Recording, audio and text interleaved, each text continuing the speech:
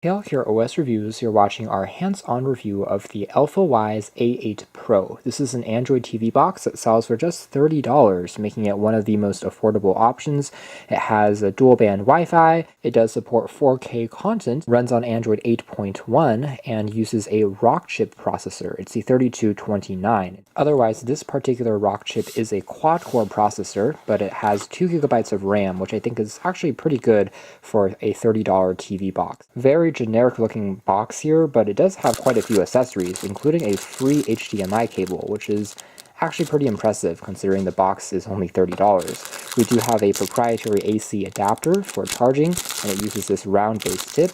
We also have the remote control, which is using infrared. Now, because this is a very budget model, I believe it does not come with built-in Bluetooth, so that is one limitation to keep in mind.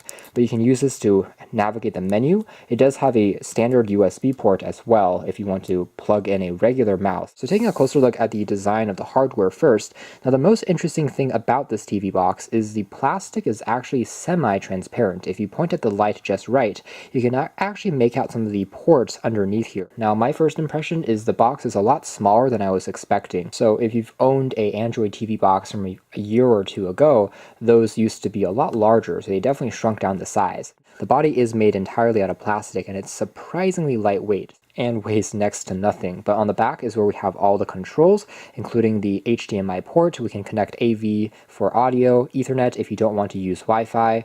The power port on the side here is where we have the 2 USB 2.0 ports for connecting accessories, hard drives, thumb drives for local storage, micro SD card as well. So we have all of those options. It does have 8 gigs of built-in memory as well. And speaking of, here it is, the Xiaomi Mi Box next to this AlphaWise A8 Pro. But overall dimensions you can see are about the same in terms of the thickness, even though the AlphaWise is definitely lighter. So here's the initial setup. Right now we're just selecting the language, so English, tapping on OK here, and selecting the time zone, and afterwards we are just ready and booted into the UI. You can see it's definitely been customized, so it's not just going to look like a regular Android 8.1 Oreo smartphone. It has a skin on top of it with these grids, which are easier to navigate using the included remote. So you can just use the 4-way direction pad to cycle between all of the various apps, and it works fairly well. Now it is, again, an infrared remote, so you need to be pointing directly at the box for it to be responsive. But otherwise, we do have YouTube preloaded, and there's also Netflix preloaded as well, a basic file manager, and the Google Play Store to download more content as you would want. The box also supports its versions of Miracasting, so wirelessly mirroring a display from your phone,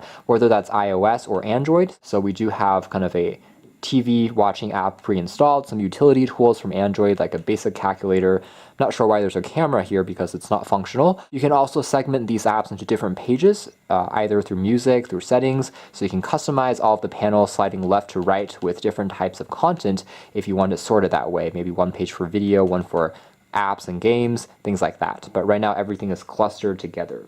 Now, the setup did not allow us to connect to Wi-Fi immediately, so you have to still tap on this to connect to Wi-Fi. So we can now sign in to our account, but skip this for now, and we are just greeted to the interface.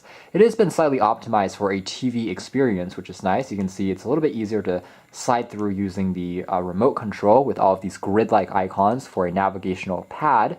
And on the side is where we can also search for a different type of video, and you can see the keyboard also pop up there. So this is actually the same YouTube version app that we saw in the Mi Box.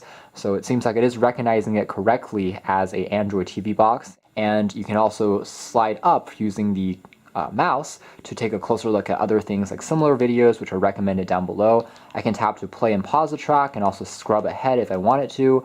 So the interface, again, is very much optimized for a TV experience, and it seems to be working all right. There are some occasional kind of stuttering or sluggishness here and there, but overall, the video file itself is playing along just fine. And by default here, it is playing back at full HD since this is a 1080p video. Now, if we try a different video here and we take a look at also the kind of resolution, you see that you can change the resolution up to 4K. So indeed, if the file itself, the video is recorded or uploaded at 4K resolution, it does support outputting that from this TV box. Now, there is also a mouse mode on the remote that you can tap on to access a kind of virtual cursor and move it around using the 4-way direction pad, but it's a little bit slow and it accelerates really quickly if you long press for a few seconds too long, so it's not as easy to use as an air mouse or something that uses motion or gesture to do. Instead, you have to press on the keys to move the cursor around. There's a built-in, it seems like, settings that you can access by tapping on the menu key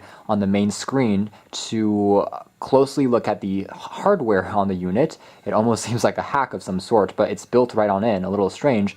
But you can take a look at the processor core, the CPU usage right now, which you can see is 90% or so, which is pretty high, but perhaps it's also running a kind of a test in the back right now just to see if all the hardware components are working. Again, no Bluetooth. It's also rendering something with the GPU, showing that the graphics card is working. At the very top, you can also search Google. But unfortunately, there is no built-in microphone on the remote, nor is there one on the TV box. So if you want to use Assistant for Google, you would have to plug one in using a USB port. But you can access this feature, and that's pretty surprising. So this is another kind of streaming app that consolidates various services like Kodi, Netflix, even YouTube, and Twitch, so you can search through different types of channels for video content. So this is actually a pretty cool all-in-one video searching app. I would definitely not recommend getting this box for gaming purposes. Now, maybe it would run some lighter titles alright, but for things like PUBG Mobile, Asphalt, if you ever want to run it on a larger display, I wouldn't recommend getting this unit. But for things like streaming